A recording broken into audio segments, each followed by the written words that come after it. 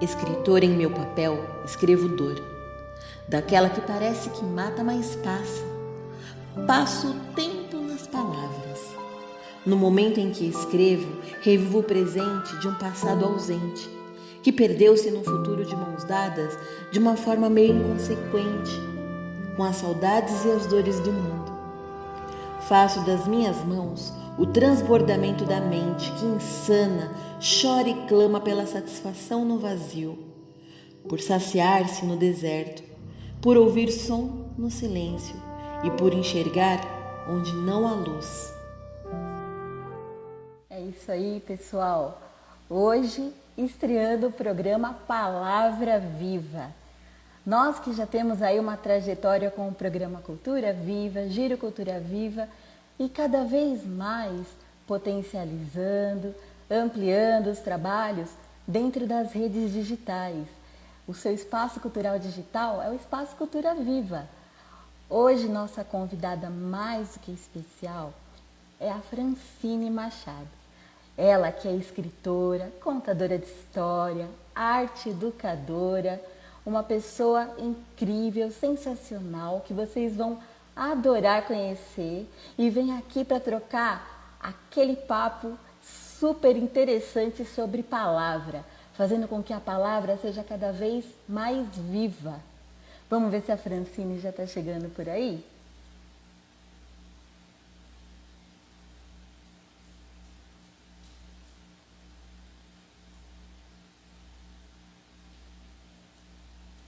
Aí, Fran, só pedir para entrar aqui nessa câmerazinha que a gente já te adiciona. Boa noite, André.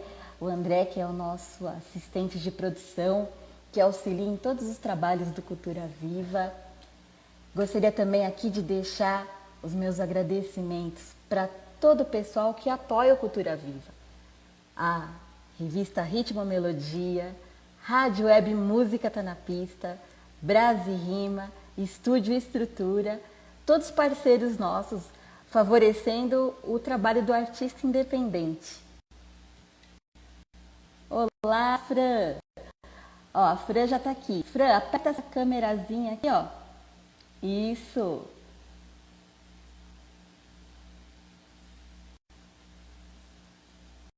Seja bem-vinda, minha amiga!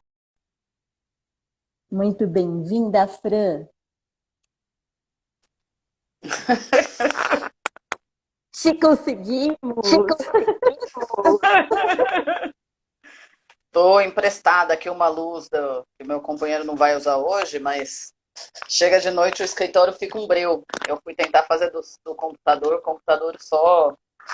Você só acompanha, né? Não faz uma coisa interativa. Aqui, ó, temos aqui a participação do Pupi, o nosso cachorro É muito bom, mascote. né, gente? A Vitória participa. É isso aí, Fran. Seja muito bem-vinda. Estreando aqui o nosso programa Palavra Viva. Não podia ser ninguém mais da palavra para poder estrear esse programa. Uma amiga que, tanto quanto eu, tem um carinho muito especial pela palavra, né, Fran? Queria que você contasse um pouquinho aqui para os nossos amigos, um pouquinho da sua trajetória, como que você começou na sua carreira artística, educacional, para o pessoal conhecer um pouquinho do panorama do seu trabalho. Ah, legal. Então, eu gostava de escrever desde criança e eu tinha um avô que ele fazia livro em caderno. Certo. E os livros dele ficavam em caderno, não chegou a publicar. E aí, bem novinha, eu comecei a fazer que nem ele, assim, inventar livro em caderno, fazer ilustração, e ficava enchendo todo mundo para ver o que eu tinha desenhado, escrito. Eu enchia tanto que teve uma hora que a professora de português da escola falou, vamos fazer um concurso disso aí? Porque a ideia não é ruim, mas ninguém está fazendo, vai todo mundo embarcar nessa proposta. E eu gostava, já ia inventando, né? Tinha que ficar... E aí, assim como eu gostava tanto de escrever, e eles contam também que quando eu era, antes de eu escrever, eles contavam o gibi para mim, só que eu já memorizava os balõezinhos e saía contando para os outros. Uhum. Só que era pequeno, naquela época não alfabetizava tão pequeno. Sim. E aí o pessoal comentava, mas vocês estão ensinando a ler, né? Deixa para aprender na escola, tá muito pequena. Não, ela não aprendeu nada, ela só tá decorando o gibi Oh, meu e Deus, contando. desse jeito. Mas um É, super estímulo, né? A gente tinha realmente o gibi ali como nossa referência. Muitas pessoas que são da mesma faixa etária comentam que realmente tiveram esse primeiro contato com a alfabetização por meio do gibi. Era algo muito comum, né, nos anos com 80. certeza. A gente. Nos anos 80. Já revelei, Fred, desculpa. Sim, não tem nenhum problema, a gente não tem problema Não de tem. falar que tá seminal. Tá tudo bem de estar seminal. Seminovos, somos jovens. Muito jovem, Muito como jovens. diz a minha tia. Somos cringe. Cringe. Isso. Ai, Fran, muito bacana. E assim, pegando um pouco assim dessa sua trajetória como é, arte educadora, atriz, como escritora, como que esse trabalho foi se dando assim ao longo da sua vida? Ah, legal. Você já fez uma ponte, mas eu ia vir dessa. Teve esse remember aí que eu fiz, das Uhum. coisas que eu ficava inventando criança.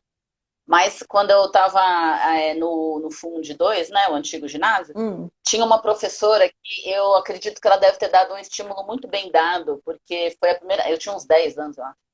Foi a primeira vez que assim eu fiz uma peça, eu dirigi a peça, eu atuei na peça, só que eu nunca tinha visto uma peça. Eu não tenho ideia do que essa professora fez, mas foi um negócio, como você tira uma peça de uma criança que não viu uma peça?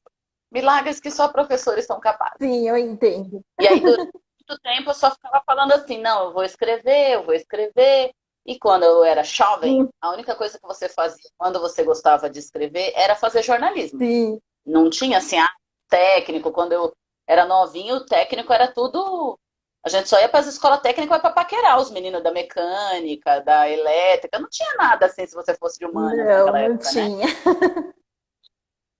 E aí fui fazer o jornalismo, né? Eu fiquei 18 anos na área, em redação, em rádio, TV, jornal, revista, assessoria. Era muito legal, mas eu estava sempre meio com um pezinho na educação, assim. Eu fui voluntária dando aula de redação, do movimento Educafro, do Humanista. Mesmo antes do jornalismo, eu tinha feito inglês, eu dava aula particular de inglês para o povo do prédio, que estava meio travado lá umas matérias, umas professoras meio complicadas. Então, e eu escrevi, né, para a revista de educação. Eu tive cliente que a gente divulgou em educação, então eu gostava. E numa dessas matérias eu fiquei naquela situação estranha, assim, de você estar falando do problema da educação com alguém Sim. do Banco Mundial. Aí você fala, o que eu estou perguntando para essa pessoa, meu Deus? Essa pessoa, tipo, tá viajando na batatinha, tá falando uns negócios nada a ver. Acho que eu vou ter que ir para a escola ver que ela tá viajando. Não é possível que isso seja tão fácil como ela falava. E aí, assim, agora tem uns 7 anos que eu dou aula de artes na educação de jovens e adultos. Escrevo livro, como você também tem uma paixão pelo teatro, né? Depois Uhum. a segunda faculdade foi em artes cênicas. Uhum. E no teatro, eu, provavelmente como você, também fiz comédia, fiz drama, fiz participação do stand-up, Uhum. teatro escola, teatro de rua, teatro infantil. Aí hoje eu tô, né, num projeto de artes integradas para o Fundium em Santo André. A parte de artes desse projeto é pro quarto ano, né? Uhum. Tem uma outra iniciativa também com outra matéria lá de inglês só para os quintos. E à noite, isso eu tenho 3 tardes com os pequenininhos, né? E aí à noite eu tô com a educação de jovens e adultos. É na fase que equivale ao Fundo 2. Então é bem bacana, porque eu meio que faço um mix ali. Às vezes eu levo contação de histórias. Bacana. Agora eu tenho levado também bastante pedagogia griot, cantigas, dança, né, da cultura popular. Sim. Enfim, a relação com a palavra é meio uma relação velha de guerra. Sensacional. Deixa eu só ver quem entrou aqui para dar um oi. Olha, um oi aqui para RFP D'Agostini, para Ah, que legal. Guenha, nossa amiga que também é atriz, jornalista. O Marcos Bacana. entrou. Beijo, Muito Marcos. legal. Olha só. A galera acompanhando aqui a nossa live, né?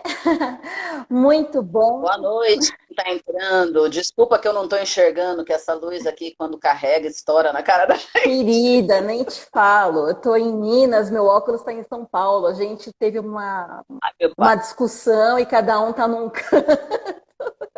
Espero revê-lo essa semana e voltar a ver a vida como ela é, né? Não dá, gente, não tem Muito condição. complicado, amiga. Bom, mas é muito bacana, né? Porque eu percebo que essa questão da literatura, um pouco antes da gente entrar nessa relação com toda a pedagogia e tudo mais, compartilhar aqui com você uma paixão, né? A questão da paixão. Essa paixão com a escrita e tudo, eu acho que de uma certa forma foi a que me colocou dentro da área da educação e das artes, de forma geral. Tanto ela Sim, na parte que tem a relação com a comunicação entre as pessoas, na área da educação, a habilidade, né, em comunicar, em trazer, ser uma facilitadora da educação, né, digamos assim, né, pela pedagogia, sim, e no caso da arte, por usá-la também como uma ferramenta para esse processo, tanto sim. na minha expressão pessoal, quanto em captar também a expressão dos alunos e tudo. Então, a palavra, para mim, ela é algo que realmente é a espinha dorsal de todo o meu trabalho artístico.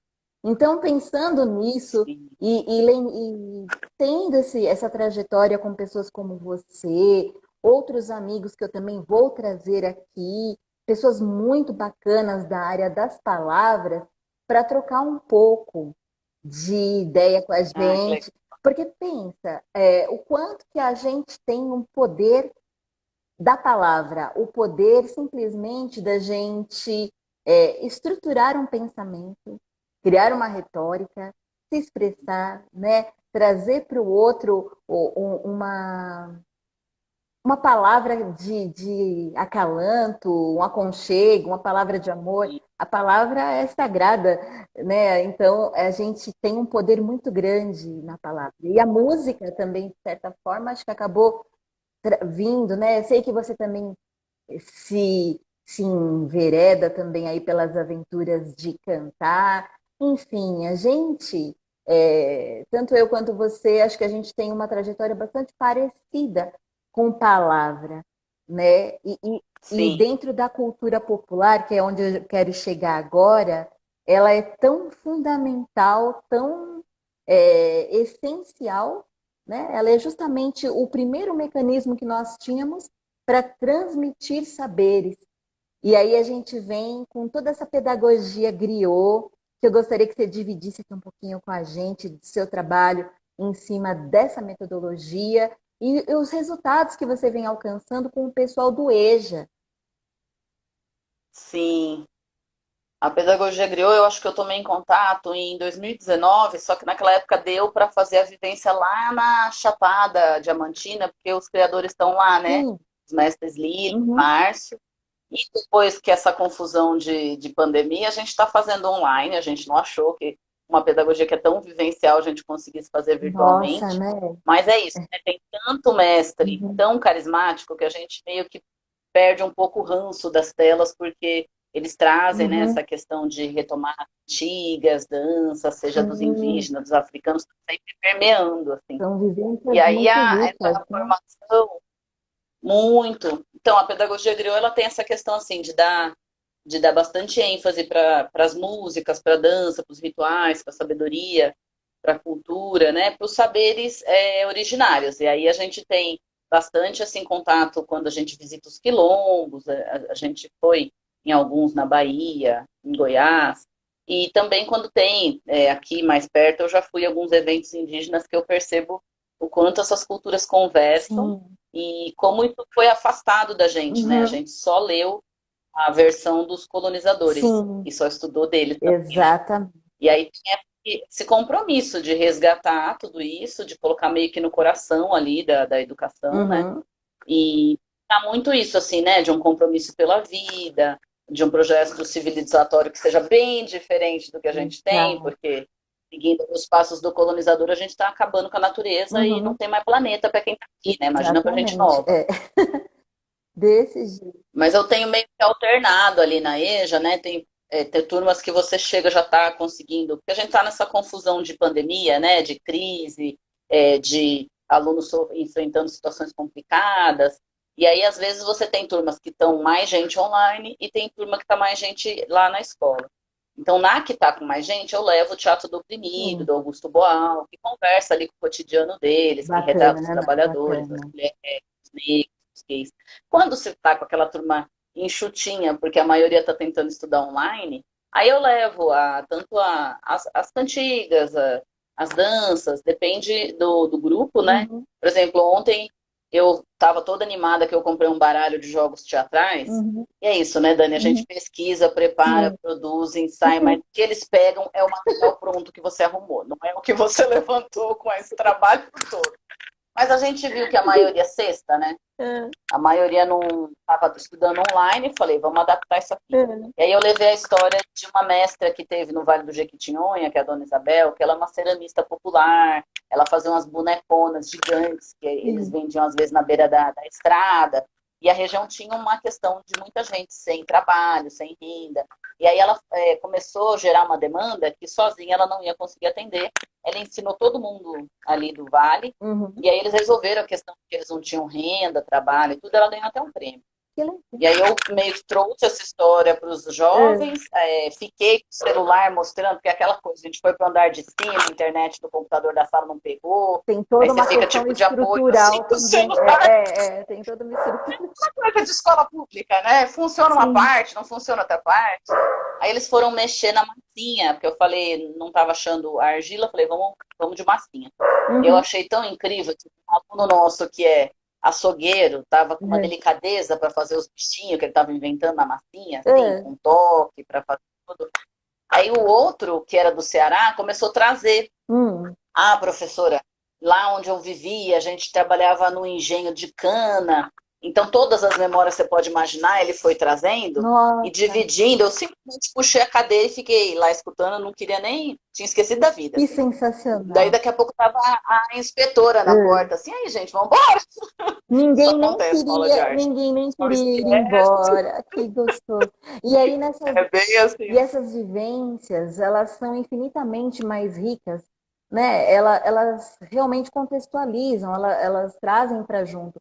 Então, né, um salve enorme ao nosso querido educador Paulo Freire, que vem defendendo, né, veio defendendo isso durante tantos anos, e o quanto que outros pesquisadores de educação também defendem a importância de uma educação contextualizada, estão aí as pedagogias mais é, elementais, aquela que é uma educação passada de pai para filho, para deixar claro que tudo isso é a mais pura realidade, né?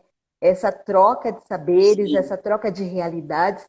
E é sensacional ver o resultado disso dentro das aulas de artes, porque você explora N possibilidades. Você vai desde contextualizar dentro de uma questão geográfica, uma questão matemática, e aí você consegue transitar por todas as outras disciplinas, né? Mas sim, precisa de uma sim. dedicação também, um olhar mais sensível, digamos assim, né? Acho que a dedicação ela é Sim, igual para sim, todas as disciplinas, mas é necessário um com olhar. certeza. Ó, vou aproveitar essa pausa aqui, ó, dar também um salve aqui para Ritmo Melodia, Antônio Carlos da Ritmo Melodia, pro Henrique Luiz, aliás, Luiz Henrique, Luizinho, também da Rádio Música Tá na Pista, nosso companheirão. Ah, Todo o pessoal aqui acompanhando nossa live, falando aqui da palavra, né? sim. Poxa, Fran, olha, e falando assim, né, sobre esse trabalho no EJA e em outras séries e tudo mais, o que você nota, por exemplo, em termos de desenvolvimento mesmo, do resultado da contação, da palavra em si. Eu queria que você dividisse aqui um pouco, assim, num bate-bola mesmo de educadores e até para o público conhecer um pouquinho dessa importância da gente trabalhar essas narrativas, as contações de forma geral, não apenas dentro de um contexto da cultura popular, como em outros contextos também. Queria que você trocasse aqui algumas experiências. Ah, legal. A gente acaba que está fazendo esse balanço da maluquice que foi levar isso para esse contexto de educação híbrida, educação remota, Uhum. e que no começo a gente pensava, poxa, isso não vai funcionar como a gente tinha essa coisa tão vivencial, né, bem rica na sala, assim. Mas, por exemplo, eu também, agora, na questão, nessa temporada de pandemia, eu fiz umas oficinas com a Renata Matar, ela faz um trabalho de campo de trabalho. Ela vai em várias comunidades que as pessoas estão processando comida, colhendo, plantando, tudo cantando. Sim. E tanto ela quanto o companheiro fotografam, filmam, e depois eles também cantam, fazem show. Tem show que eles até conseguem levar esses mestres também. Nossa, que Uma massa. parte das aulas ela conseguiu colocar as mestras para conversar com a gente, por conta da facilidade de estar mais todo mundo online, mas teve mestre que eles foram tudo na prefeitura para entrar na videoconferência, Sim, que às vezes está bem na rota, a internet não está sim. tão né, disponível assim, né? Uhum. E aí isso foi legal, porque você falou, toda a relação né, de todas as matérias é similar, que está todo mundo quebrando na cabeça para Todo levar coisas mundo. muito importantes aí para os alunos.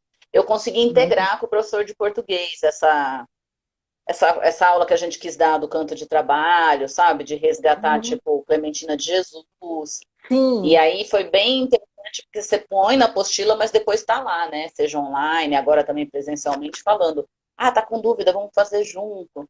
E sim, online eu achei um barato porque do canto de trabalho você vai para a contação de história, da contação de história você vai para a cantiga popular, enfim, a cultura popular é muito rica, dá para a gente transitar por muitas possibilidades aí de expressão com a palavra.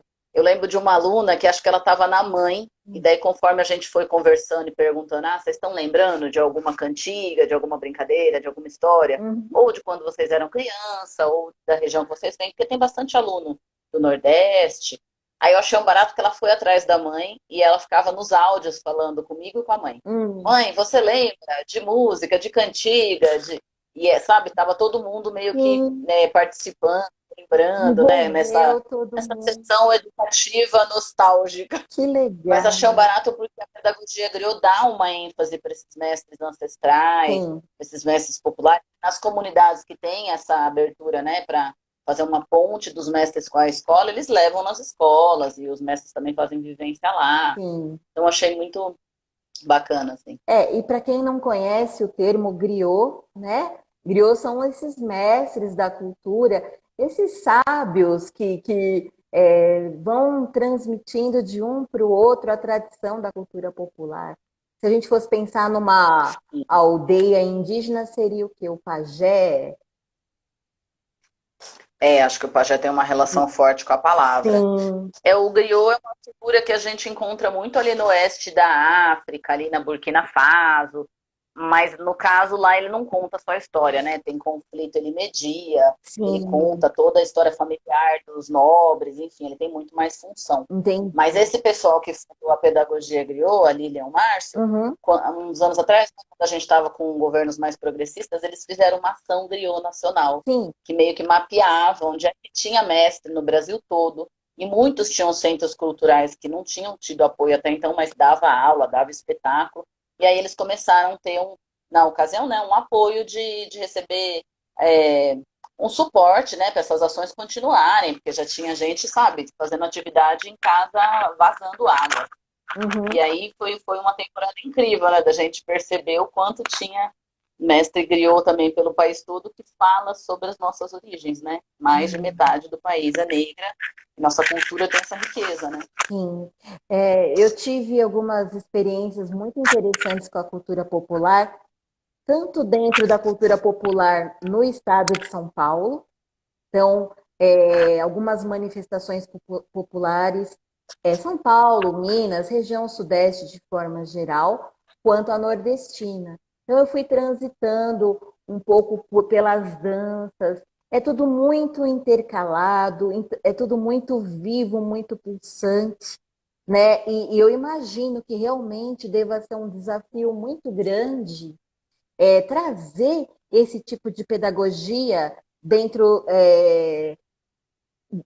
da riqueza que ela contém, transpor isso para as telinhas, né? Porque só quem já teve a oportunidade de ter uma vivência é muito sensorial. São perfumes, Sim.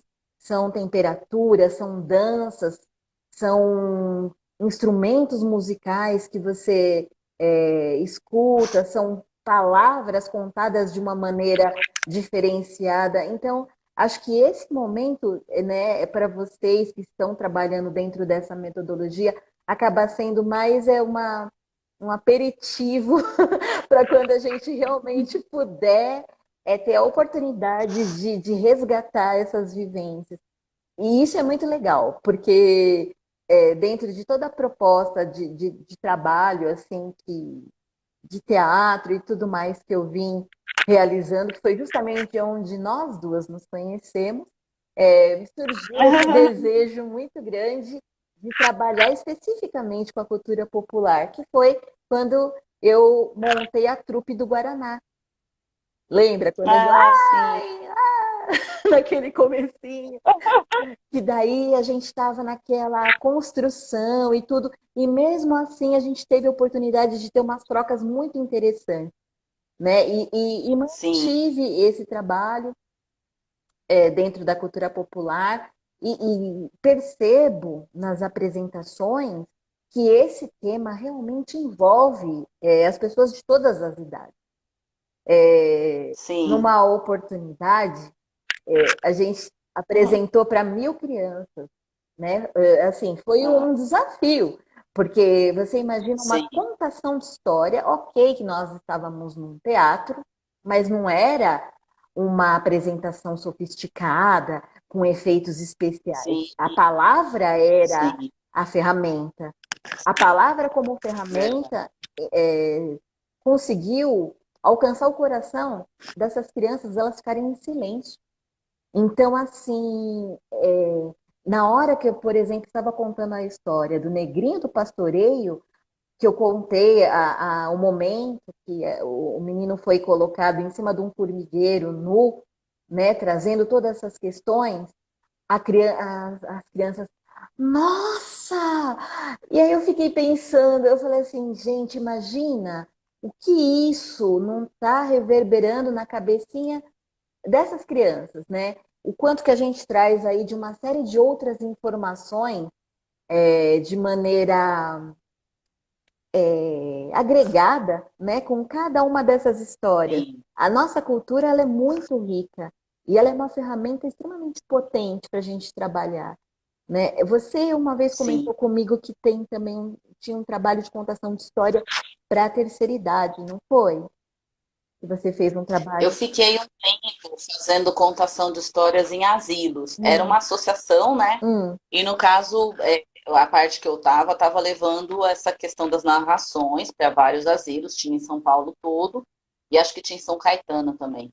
E aí, assim, dependia lá do pacote que o asilo fechava com a associação, eles entendiam que tinha algumas coisas importantes para trabalhar com os senhores hum, e que a contação ia trabalhar o cognitivo. entendi. Porque tem senhor que às vezes só tá com saudade, não conversa com mais ninguém, tá Uhum, fazendo tratamento, aí sim. cochila, aí não interage. Uhum, E aí eu levava, eu achava um barato, porque tudo bem que tinha asilo que às vezes o próprio pessoal que estava, a enfermagem, por exemplo, estava interagindo mais com você, só que às vezes eles falavam, né? uhum, Os senhores às vezes não estão conversando tanto porque é um horário que deram remédio, estão tentando sim. chamar para as atividades, eles estão sonolentos. Mas teve um asilo que eu contei uma história chama A Velhinha que Dava Nome às Coisas. É.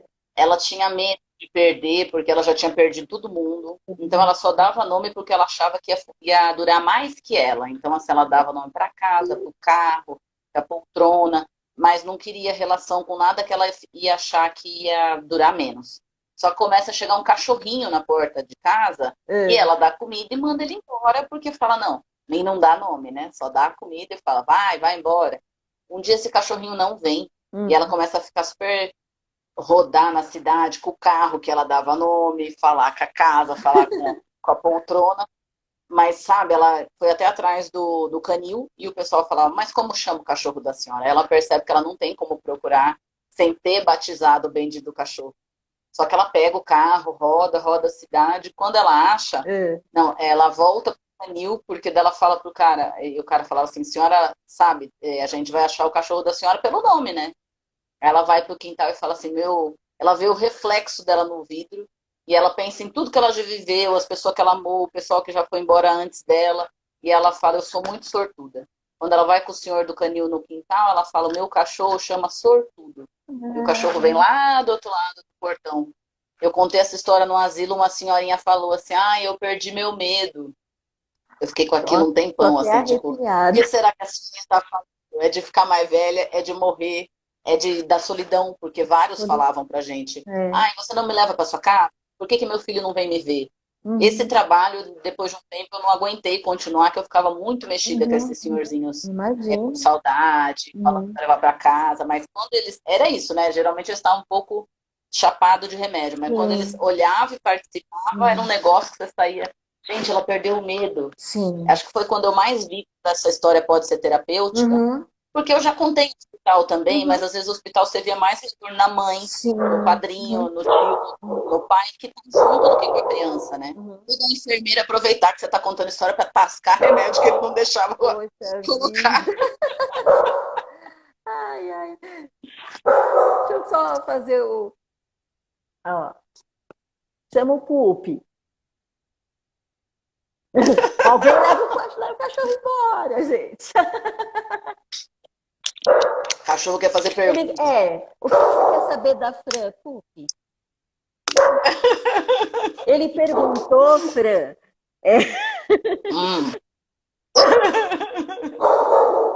Ele gostou da história, porque tinha um cachorro sortudo. Sim, ele disse que ele também... Ele acabou de dizer, aqui eu estou traduzindo, que ele é muito sortudo. E que ele é muito sortudo porque ele é o cachorro mascote do Cultura Viva e ele é o amor da minha vida. Então, ele disse que ele é muito sortudo. Bom, então, ele está liberado de participar na live, que é o seu amor. Exatamente. Bom, e pensando assim, né, nessa questão de formação de leitores, tá? Como é que você encara as contações de história como uma ferramenta para incentivar mesmo esse público leitor? Eu tive uma temporada, Dani, como professora de biblioteca, de escola particular, que fazia de 15 em 15 dias essa atividade para... Você dava aula, mas você não tinha a parte chata, né? De diário, de nota e tal. Mas você fazia planejamento, que história que eu vou contar... Você tentava ensaiar, porque geralmente a encarregada não deixava, né? Já ia lá falar para você cobrar uma multa de atraso, fazer qualquer coisa. E também, além de planejar tudo isso, você falava, olha, eu vou fazer essa vivência, então vamos levantar esses materiais. E por ser escola particular, você percebia que como os materiais eram agilizados rápido, rendia esses encontros com os pequenos. Mas olha que engraçado, justamente como você não conseguia ensaiar tanto, os primeiros você contava meio que um pouco no improviso, né? Daí nos últimos, que você contava essa história 15 dias. Aí nos últimos já tava um espetáculo. Mas eu lembro de uma vez essa encarregada assistir que eu tava contando o homem que enxergava a morte, o homem que enganou a morte. E tinha um pano assim, preto em cima de uma estante de livro que eu ficava puxando para fazer a morte. Que a morte, coitada, ela era meio tonta, né? Porque o cara que enganava ela era meio Zé Malandro, assim, né? E aí eu lembro que uma hora o pano voou, o pano caiu. E aí eu olhei e falei assim, nossa, essa morte é assustadora mesmo. A gente tá aqui aguardando para ela entrar em cena, ela já tá botando tudo para voar. E eu lembro que depois a encarregada falava, parece que você ensaiou aquilo. Eu falei, lógico que não, né? Isso é de 20 anos de teatro, né? A gente vai pra cena, você me apresenta uma coisa que eu não estava esperando e a gente joga, né? Tem que entrar, igual... Mas a gente percebe, assim, essas bibliotecas que tinha essa pessoa, não era só eu, né? Tinha uma outra menina que também fazia um outro horário diferente do meu. a gente fazia essa contação, fazia uma atividade. Por exemplo, uma vez a gente contou horrorosas maravilhosas, Uhum. depois eles costuravam. Uhum. Retalhinho que a gente conseguiu, mas eu lembro que eles ficavam tão enlouquecidos pelo negócio de costura. Você vê como a gente tem saudade de coisa manual? Sim. Porque a nossa chefe ficava falando, gente, vai pro intervalo, vai correr, vai Uhum. brincar, vai comer. Eles não Uhum. queriam, eles queriam ficar costurando. E assim, nessa biblioteca que ela está viva, Uhum. porque tem a pessoa incentivando, tem todo esse planejamento, tem um ensaio, tem uma Sim. escolha estratégica de obra. E também tinha, assim, exposição de algumas coisas que a gente tomava. Eu lembro de a gente fazer uma vez uma nordestina, Uhum. que eu fui atrás de uma amiga do outro lado da cidade para emprestar um chapéu, tipo cangaceiro, para a gente pôr. Sim. E você tinha livros pendurados no elástico. Era um sonho essa biblioteca, né? Gente, E que aí tem massa. livro que fica virado para cima, como se fosse livraria, porque você tem que ver a capa dele para você querer Sim. emprestar. Aham. E aí essa biblioteca tinha um movimento, tinha uma galera que ia, tinha livro disputado, tinha livro que estava na fila, você estava demorando para ler, você ia ter que devolver logo, porque tinha gente aguardando. Uhum. Agora, sei lá, você tá no... Tem uma escola nossa, né, que uma bibliotecária aposentou. Aí você vê a biblioteca, tipo, não botaram outra pessoa. Uhum. Não fica uma galera atrás, emprestando. Eu olho aquilo, eu enxergo tudo isso que eu estava te contando. Poxa, se a gente pendurasse aqui um livro no elástico, e Sim. fizesse uma exposição, e divulgasse, e botasse os livros virados para cima, porque diz que essa história do livro Uhum. virado para cima, você se apaixona pela capa, pelo título, já conhece o autor, quer conhecer mais. Uhum. E essas bibliotecas que eles chamam mesmo de biblioteca viva, ela tem puff. Então você pega uma coisa, você senta ali Uhum. e ela é mais viva, né, do que uma biblioteca às vezes que só tá com todo mundo mandando você ficar quieto, você tem que ler.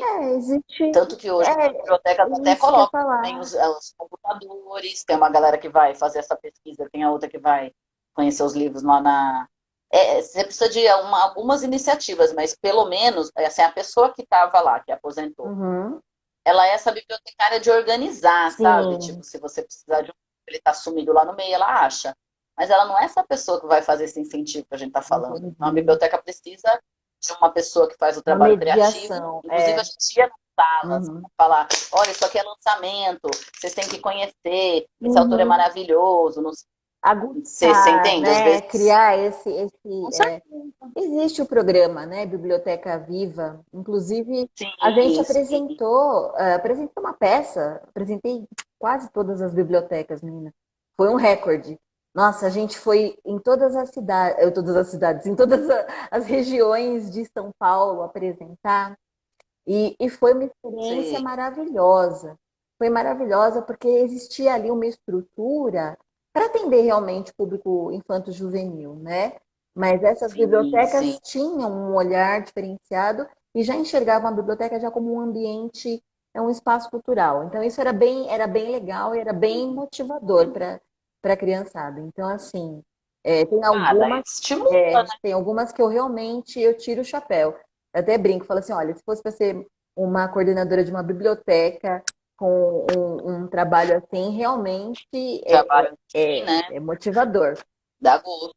Mas eu acho Eu acho que todas que essas questões da cultura popular podem incentivar a leitura, né? Tem sim, biblioteca que tem apresentação de música, tem biblioteca que tem teatro, tem biblioteca que uhum, tem contação de história. sim, Só não dá para ter uma pessoa que põe as coisas no lugar certo e que se as pessoas se empolgam de ler alguma coisa e rir, ela vai só falar que tem que fazer silêncio. Eu vejo muita sim, galera que faz umas críticas falar, essa biblioteca tem que estar viva, né? sim. Senão as pessoas não vão nem emprestar, elas vão falar, não, lá a gente vai se Vai ficar empolgar, espirrar e reprimido, vai tomar. vai ficar reprimido.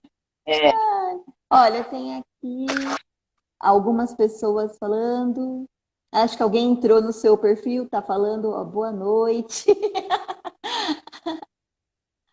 a jesuíta, eu dei formação de contação de histórias lá no Muito Galpão de bacana. Cidadania, e ela é ali da Zona Leste, ela conta também a história para os Bem-vinda, pequenininhos dela. jesuíta. É isso aí. A gente gosta mesmo de contar história, de falar para chuchu. A gente fala mesmo, né? Fazer o quê? É nosso jeitinho. Fazer o É quê? nosso jeitinho. É, não, gente. E falando em falar, e escrever, e contar história, e fala um pouco dessas histórias que tem já umas temáticas específicas, como as histórias das princesas que são princesas empoderadas, as outras temáticas LGBTQI+, que eu já não consigo mais nem pronunciar a diversidade da sigla. Tem que estudar, a sigla não para de crescer, tá todo mundo lá dentro. Exatamente, essa sigla ampla e toda esse trabalho que você já tem assim para um público com uma levada formativa e tudo mais. Conta um pouco pra gente dos seus livros. Ah, legal. Eu tô com um livro no forno de temática LGBTQIA+. Ele está inspirado na história de um filho de uma amiga e de um ex-chefe Hum. que sofreram quando era novinho, porque um queria usar roupa de menina, o outro queria dançar balé, e tinha um bullying, que quando é na infância eu chamo de bullying, porque eu acho que criança ainda não está tão definido assim para a gente já falar que é homofobia, né? Sim. Mas eles tinham esse sofrimento e tal. No meu livro, eles conseguem, com o apoio de uma mãe, de umas professoras, aos pouquinhos ir construindo um desfile. Então começa a parecer que o jeito específico deles é incrível, porque vai criar um desfile que a escola vai ficar de boca aberta, porque eles são super criativos. E aí eu tô com um colega ilustrando, né? A gente tá vendo direitinho, mas tem um outro amigo de Diadema com uma editora que falou, de repente vocês lançam com a gente, porque ele já tem essa proximidade ali com os Muito órgãos de bom. educação, então ele oferece. Ele editou um livro do meu companheiro, então ele está em contato ali, porque ele fala, os infantis você vê a turma que adota, que trabalha com os pequenininhos, Exato. adquirir e fazer um trabalho educativo em cima. Conta a história, chama o autor, faz alguma coisa de Pode, autógrafo, mas inclusive, se tem esse tornar um livro movimento. paradidático, né, Fran? Sim, pode, pode. Muito legal. Eu brinco que assim, você está escrevendo em memória de algumas figuras, ou que você imaginou, que você leu, que você conheceu, mas você também está falando de você, né? Sim, Porque esse livro e o sempre anterior carrega da um bailarina pouquinho. fofinha, muito. O anterior que eu fiz foi o da bailarina fofinha. E aí, a pirueta da bailarina fofinha. E os dois têm essa figura dessa professora que dá um estímulo, que fala, não, você pode fazer Uhum. essa coisa que você está sonhando, não é nenhuma maluquice, vamos lá, vou te ajudar. Que eu acho que é uma figura que faz muita diferença, né? Porque se você fugir um pouco do que a sua família estuda, ou trabalha, ou defende, quem vai te estimular pode ser uma professora. Sim, E aí, se a pessoa não tem essa figura, ela começa meio que a afogar a forma de se expressar, o talento, o jeito de ser, né? verdade. Que muitas vezes próximo de casa não tem essa acolhida, né? E eu tenho feito também um trabalho com esses livros, a Revolução das Princesas. A Que Revolução das máximo. Princesas. Então, eu tenho da Rapunzel, eu tenho da. Esse aqui é o da Ariel, Revolução da Ariel. Ah, que legal. E eles são da ONG, chama Plan International, que ela já trabalha em muitos lugares no mundo pela igualdade de gênero. Então eles Muito pegaram, reconto bom. de fada. Eles pegaram esses contos que a gente está acostumado a princesa chorar, esperar o príncipe, ser salva, ganhar um beijo, não fazer nada. E elas estão tipo, super guerreirinhas, assim, à frente da história, assim, elas tomam as atitudes. A Ariel, ela salva lá o príncipe. Mas depois eles ficam amigos e o príncipe traz o namorado dele para ela conhecer. Muito E eles são amigos. bom. Ela assume o reino do pai sem casar. Que o pai estava enchendo a paciência que era para ela casar, ou ser uma bela recatada do lar. Pois é. Libertador. Eu acho que eu fiquei na cabeça de uma menininha que eu contei história e estava num grupo, e ela falava assim, nossa, mas essa princesa só chorou. Essa princesa não fez nada. Ai, professora, essa princesa... Todas as princesas são assim? Ai, tá com uma roupa bonita, senta, chora, ganha um beijo, não faz mais nada. E eu falava assim, não, ela tem razão, precisa ver se acha algum livro que as princesas não sejam umas tontas. A minha história com as sereias é a mais engraçada, assim. Um colega fez uma festinha aqui em São Caetano para a filha da mulher e tinha que ser tema de sereia, porque ela amava. E ele falou para mim, pesquise e traz uma, porque ela vai super curtir, né? Mas, menina, todas as versões que eu pesquisava de sereia, ou ela perdia a voz, depois o príncipe não tava nem aí pra ela. Ou ela perdia o rabo dela pra ir atrás do príncipe, e o príncipe nem olhava pra cara dela. Ela dava assim, o útero, as trompas, tudo. E não ficava com o príncipe. Só perdia tudo, assim. Aí você falava, não posso contar isso numa escola. E, gente, tipo, olha o que você tá passando. Aí um amigo me deu a dica da mãe d'água, que eu conto até hoje, que é uma lenda ribeirinha, Uhum. porque ela também é uma sereia que cuida dos peixes, dos bichos dentro da água. Aí são os ribeirinhos que cismam que ela tá sozinha e fica falando que tinha que conseguir uma companhia. Só que aí vem um barquinho que na verdade vem um menininho, Uhum. porque a mãe colocou lá em Minas, no Rio, comenta, deixa uma carta, fala que é pobre, que não podia criar e tudo, e que estava pedindo para a madrinha Santa Bárbara levar o menino para quem adotasse. Sim, Aí a Santa Bárbara adota, o menino é super, faz que muito estripulia, não deixa massa. ninguém em paz. Ah, Mas assim, tem que ser alguma coisa que se não vai ser essa da pá virada aqui, que são super empoderadas e faz uhum. todas as atitudes, elas que mandam na história, mas que vá para esse lugar um pouquinho mais neutro, entre aspas, da mãe d'água, Exatamente. que não é essa coisa tipo, eu dou meu rabo, aí eu não fico com o príncipe. Não. Aí eu dou minha voz, também não fico com o príncipe. Ah, gente, o que é isso? Oxi! A que eu mais gosto, na verdade, nessa pesquisa é a indígena, né? Ah, Que é a Yara. ah. A Yara é uma demônia, né? Ela foi violentada por branco colonizador. Aí Sim. os caras jogam ela no rio.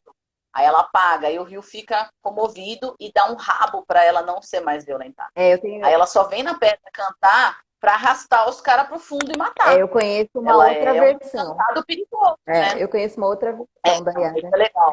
Tem uma Tem versão. 25 versões, eu adoro. Nossa, a que eu conto normalmente é a que ela era uma grande guerreira, né? E ela era invejada pelos irmãos, porque Ai, o pai admirava, né? Falava assim, olha, ela é a melhor guerreira aqui, né, da aldeia.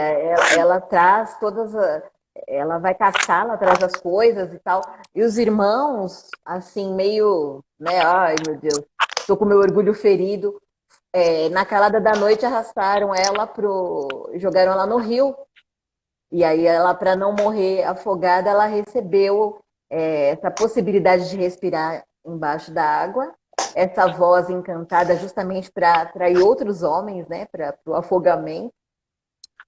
E ela fica, sim, e a defesa dela é essa.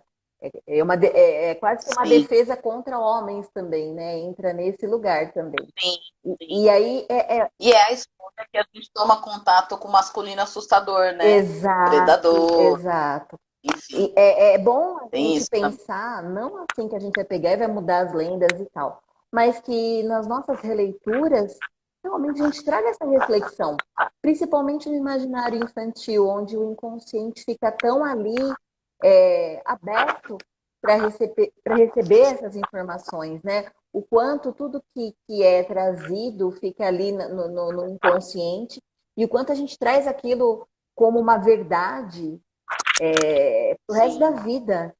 Essas princesas e tudo mais, realmente, eu acho assim sensacional. Todas essas versões de Chapeuzinho Amarelo, e, enfim, vários tipos de historinhas que ganharam aí uma nova tudo roupagem, reconto.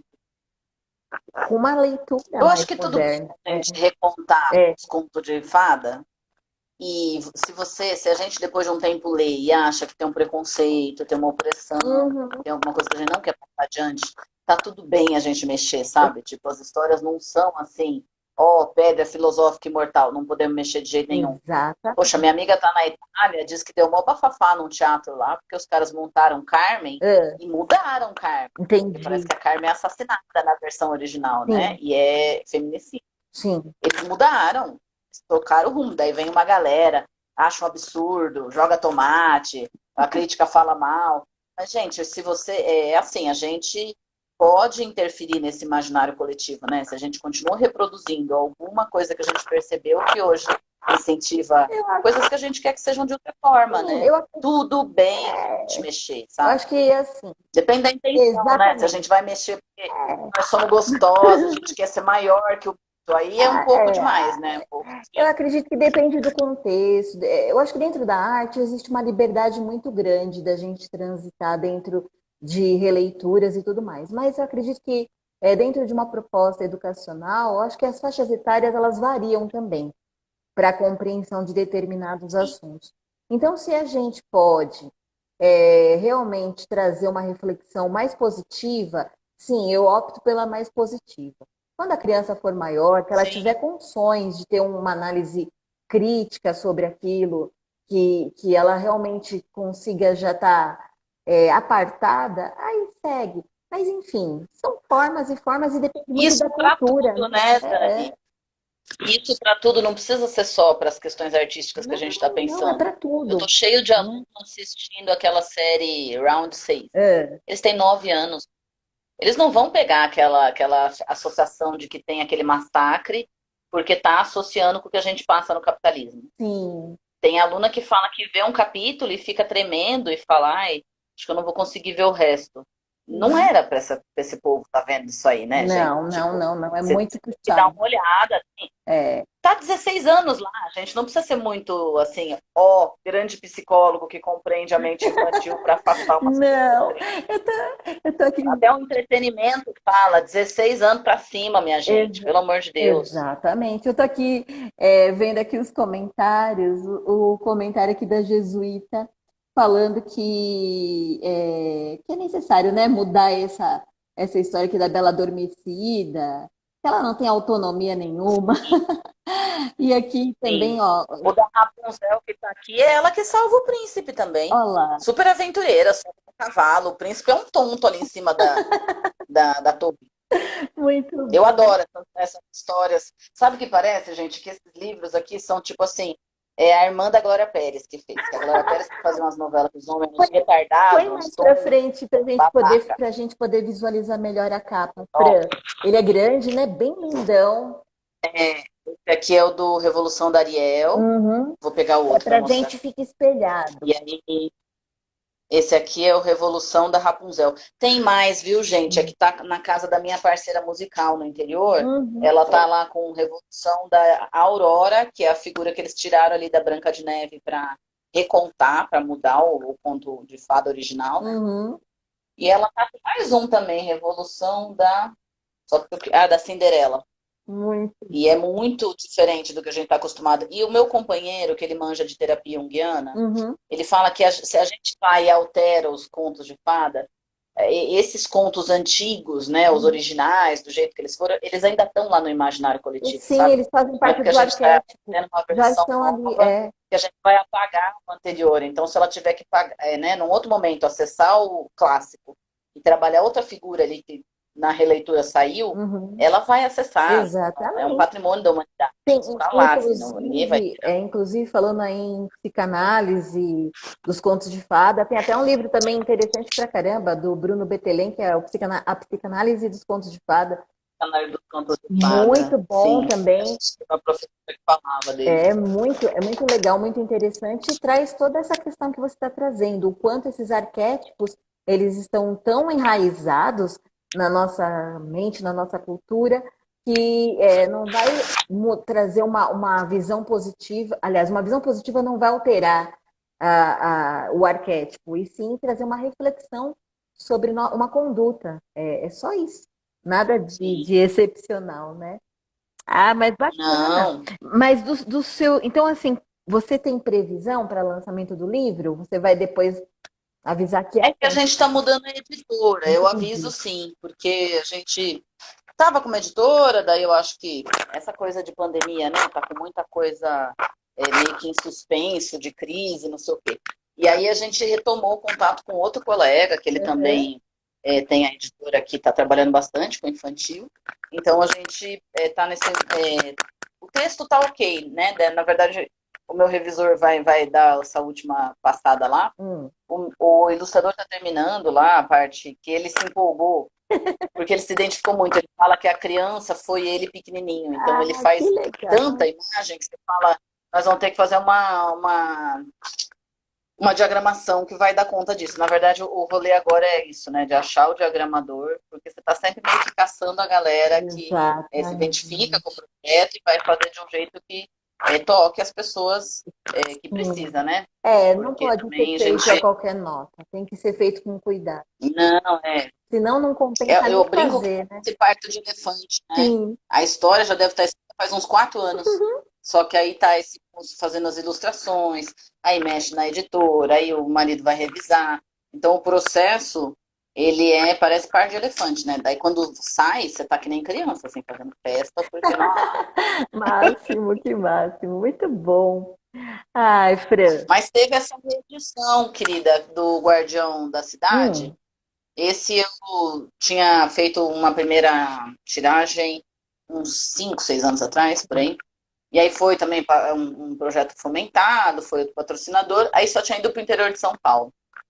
Aí agora está com um patrocinador novo, que eles vão levar para um projeto que chama EDP nas escolas. muito E aí vai bom. para essas 10 fábricas do patrocinador e ele tem essa parceria com essas escolas, então leva. E aí saiu essa tiragem nova. Muito bom. E aí você fica muito feliz de ver os impressos outra vez, Que né? Com massa. outros É apoiadores uma, atrás. é uma nova, sei lá, tudo parece que foi perdendo, né, a importância, foi perdendo o valor, e agora a gente passou por esse vendaval e as coisas começaram a retomar um valor, mas para mim, pelo menos a leitura que eu faço é que parece que foi uma limpeza. A gente começou a dar valor ao que é essencial, só. O essencial, Acho que a gente está num lugar privilegiado de travessia de pandemia. sim. Deus que me perdoe, realmente Pode a gente passar acaba vivo, vendo coisas legais. Não fala que teve um lado bom, porque é um desaforento, né, diante de sim, não 600 tem mil mortes. como, Mas é o que eu estava te comentando, né? Lá, todo mundo que trabalha em rede pública chega fim de ano, vira um pega para capar da atribuição de aula do ano que vem. sim, E sempre muda as regras do que eles vão pontuar, exato. o que vai aceitar. E aí, assim, é o que eu estava falando para minha prima. Eu já tinha uma tendência de ser a doida dos estudos. Aí na escola você vira maníaca do certificado. Tipo, você só aceita convite que emite certificado. E aí, tipo, é a própria educação que faz isso com a gente, né? E as pessoas se estapeando tudo. Daí eu falei para minha diretora, eu tinha uma hiperativa, que sou eu, presa em casa. Tem uma cacetada de certificado para te apresentar. Eu vou dar bastante trabalho nessa contabilidade aí. Agora, ai, você é a doida que não para de estudar. Bom, você para de estudar, você vai trabalhar lá atrás da reserva, que sem carro não dá para ir, ou fica com pouco. Na EJA a gente é aulista, então um ano você tá com um monte de aula, e passando de Mercedes, e no outro você tá com poucas aulas e tipo inteirando a Foi da Mercedes. A Mercedes, na verdade, só para deixar claro para o pessoal que está assistindo, não é uma Mercedes. É o busão mesmo, tá? Só para constar. É de busão a charrete. Lê do engano de quem pensa que a gente ganha. Deixa eu pensar, né? Alguém pensa que a gente ganha dinheiro, porque no geral o povo tá sabendo que nós estamos trepados. Ai, Fran, olha, mas eu vou te falar uma coisa. Eu espero que um dia também a gente consolide a possibilidade de realizar uma parceria, viu? De tantas coisas que a gente vive conversando e troca, pá. Ai, menina, imagina uma peça com nós duas? Nós vamos ter que fazer um trabalho de. Ó, até o cachorro entrou no meio para poder. Ele quer participar. Não, ele entrou no meio para dizer que é verdade.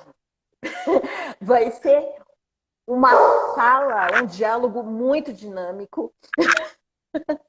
Sim. E a palavra, mas, com Dani, certeza, vai estar fazer uma peça pensando nessa escrita de professor na pandemia, sabe? Sim. As histórias que a gente acessou são bem mais complicadas do que a gente conhecia antes.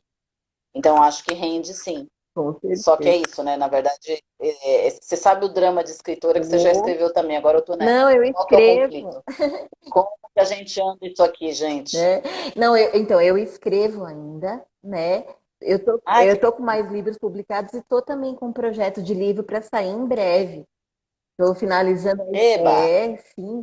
Eu não paro de escrever, Fran. Não paro. Eu tô com um livro, eu tô com um livro de poesia pronto.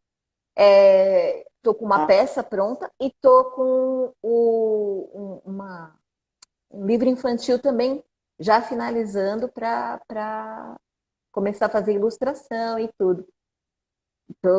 É muito bacana. Tô sempre E eu no lembrei de movimento. mostrar o Guardião, porque eu lembro que o seu livro, quando você me deu, tinha personagem indígena. O Guardião tem também, meio que é um índiozinho que vai falando pro menino da cidade, tipo, puxa, a gente cuida assim, essa cultura é afável, o que vocês estão fazendo aí?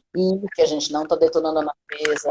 E é um sonho, mas o menino fica louco porque fala, mano, a gente tem que fazer alguma coisa. Uhum. Os pais falando da notícia, da natureza ferrada e tal. Sim, aquele livro que eu te dei é o livro de uma peça.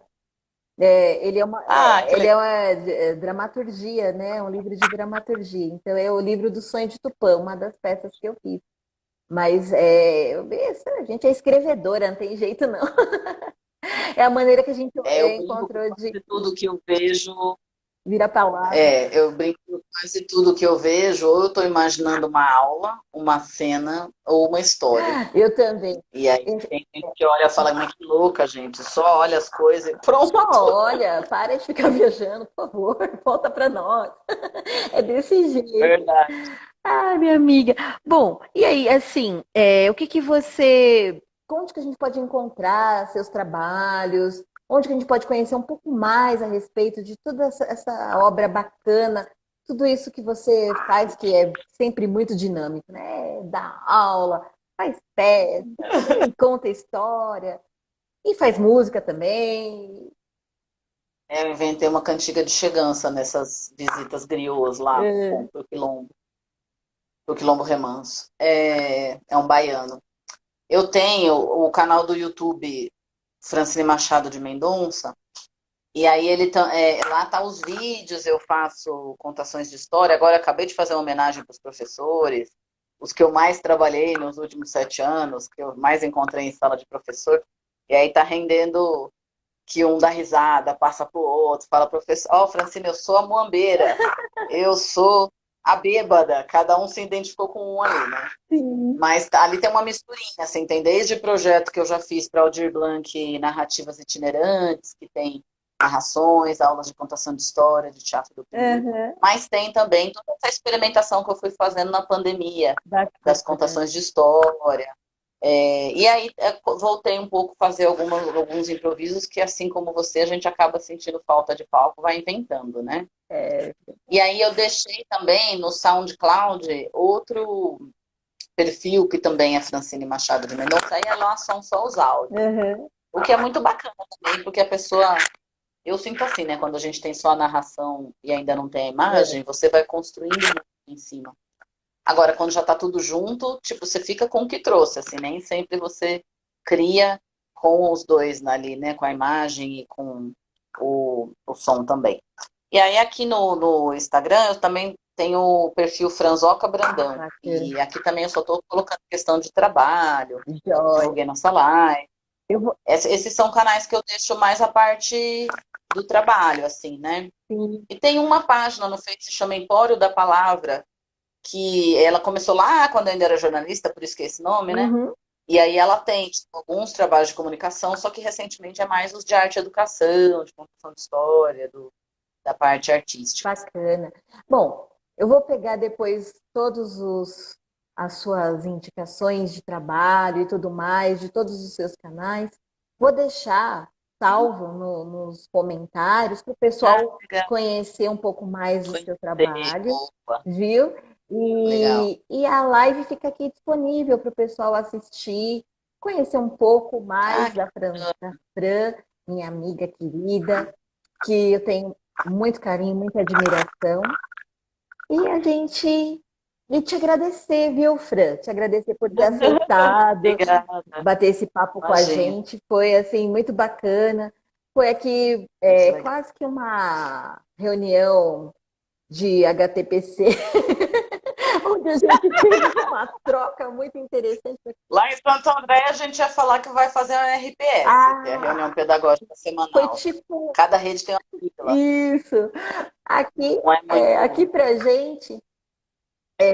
Foi realmente uma reunião de artistas educadores e tivemos aí a oportunidade de conhecer um pouco mais do seu trabalho e de você contar essas histórias tão bacanas sobre esse momento tão sensível, né, que é o de tocar o coração das pessoas por meio da palavra. Então, assim, muita Verdade. gratidão, viu, minha amiga? E, Ah, e vai mandando para a gente aqui as novidades que eu divulgo aqui no Espaço Cultura Viva quando o seu livro for lançado. Aí você vem de novo, olha, lancei o livro, galera.